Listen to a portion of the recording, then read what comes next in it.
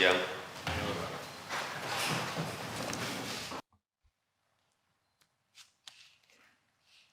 Bismillahirrahmanirrahim.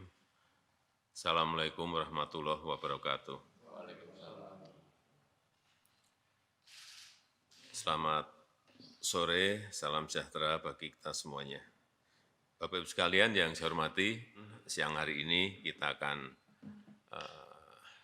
bahas secara lebih detail mengenai persiapan pemilihan umum dan juga pilkada serentak yang akan dilaksanakan tahun 2024. Yang pertama, saya minta disampaikan kepada masyarakat bahwa seluruh tahapan dan jadwal pelaksanaan pemilu dan pilkada serentak itu sudah ditetapkan.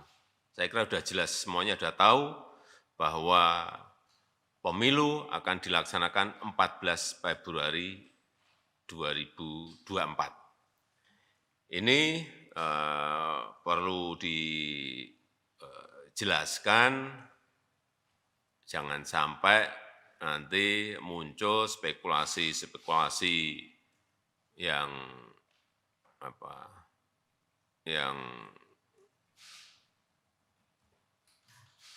isunya beredar di masyarakat bahwa pemerintah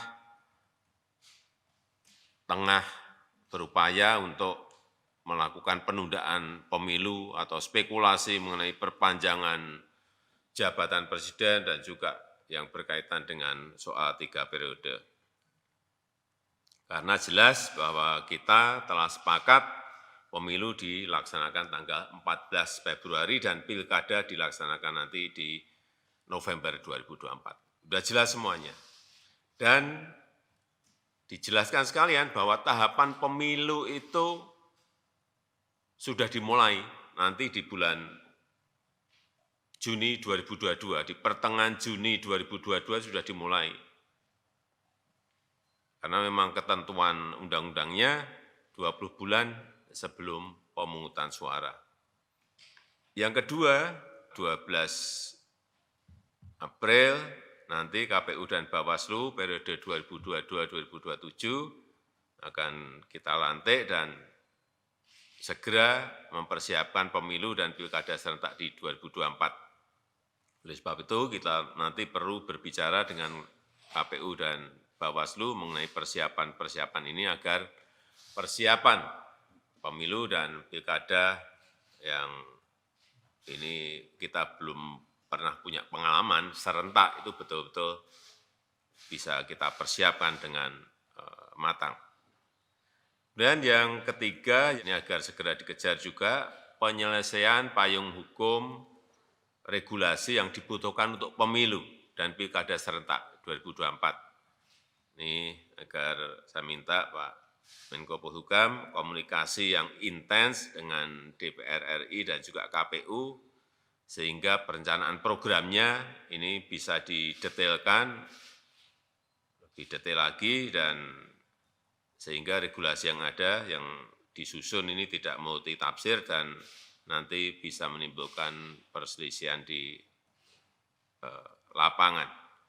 Yang keempat, yang ini juga segera harus diputuskan mengenai alokasi dana, baik dari APBN maupun APBD dalam rangka persiapan pemilu dan pilkada serentak 2024. Kemarin sudah disampaikan ke saya bahwa diperkirakan anggarannya sebesar 110,4 triliun. KPU dan Bawaslu. KPU-nya 76,6 triliun rupiah dan Bawaslu-nya 33,8 triliun rupiah. Ini saya minta didetailkan lagi, dihitung lagi, dikalkulasi lagi dengan baik dalam APBN maupun dalam APBD dan dipersiapkan secara bertahap. Yang kelima, kita juga harus menyiapkan pejabat gubernur, pejabat bupati, pejabat wali kota yang berakhir masa jabatannya di 2022 ini. Ada 101 daerah disiapkan, jadi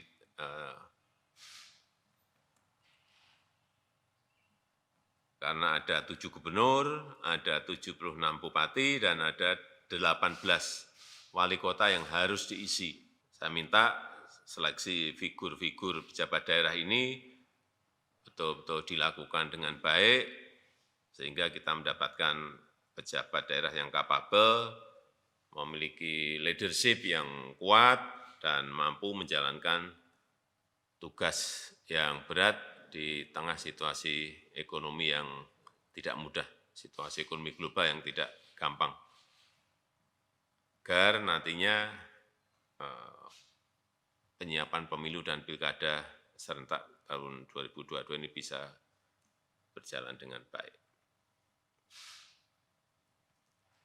Saya rasa itu yang bisa saya sampaikan, dan menjelang kontestasi politik ini biasanya suhu menghangat, itu biasa, tapi jangan sampai masyarakat terprovokasi oleh kepentingan-kepentingan politik yang tidak bermanfaat. Oleh sebab itu saya juga minta dilakukan edukasi, lakukan pendidikan politik yang masif kepada masyarakat, kepada para kontestan. Jangan membuat isu-isu politik yang tidak baik, terutama isu-isu politik identitas yang mengedepankan isu politik SARA. Saya kira kita memiliki pengalaman yang tidak baik di pemilu-pemilu sebelumnya. Kita harapkan ini tidak terjadi di 2024. Saya rasa itu yang bisa saya sampaikan pada kesempatan yang baik ini.